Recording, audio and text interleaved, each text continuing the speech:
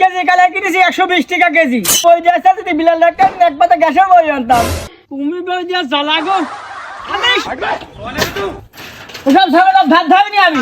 হ্যাঁ কালাই কিনে দেবো আমি, ডাল ফিসি মেলে কিনে আমি এনে দেবো। আর বই শুকিয়ে একটা আমার বয়স, হ্যাঁ ওই বয়স থেকে না আমার শো দেখার বিষয় আমার আছে। বই তুই ভালোভাবে কিভাবে শিখবি সেটা তোর ব্যক্তিগত ব্যাপার। বই যদি খাওয়ার সময় গন্ধ লাগে তোর কিন্তু পাশা ছাই তুলি দেবো নি। হ্যাঁ আমি চা খাতে গেলাম, ওসব ধার আমি ধরিনি।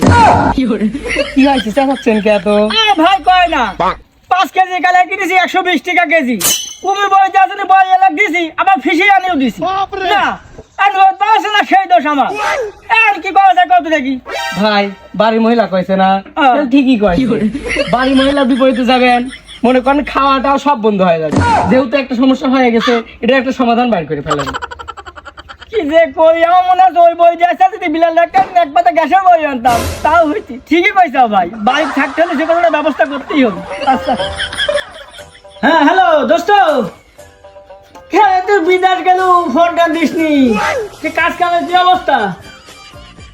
হ্যাঁ বাইরে কাজ কাম প্রচন্ড রোদ।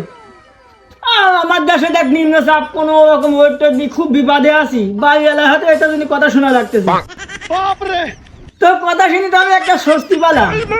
হ্যাঁ খুব শীঘ্রই তোর সাথে দেখা আসছে, যাই তোর কথা শুনি খুশি হলাম। তোর দেশে এত রোদ। আচ্ছা ঠিক আছে, অল্প দিনে দেখা হবে নি, রাখলাম। কি বিপদে বললাম, এক গাদি ধান কাটলাম, এখন তো ধান গুলো শুকাইতে পারবো না। নে কি ম্যাক কি নিম্নচাপ লাগি রেলি এই একটা কাম।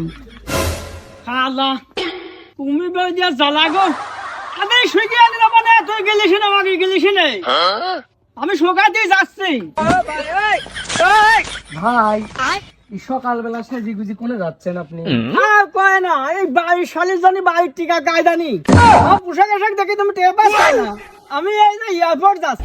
এয়ারপোর্ট কে 7 দিন কাজ জন্য সৌদি আরব যাচ্ছি। তাহলে তো ভালোই হলি ভাই, আমার জন্য দুটি আইফোন নিয়ে আইছেন না। 22 জ্বালায় বাঁচতে তোমার আইফোন। আমি কি সব কাজ যাচ্ছি সৌদি আরব বলে প্রচন্ড খারাপ পড়তেছে আমার দেশের নিম্নচাপ, তাই 7 দিন কাজ আমি এই কুমির বাড়ি শুকিয়ে যাচ্ছি।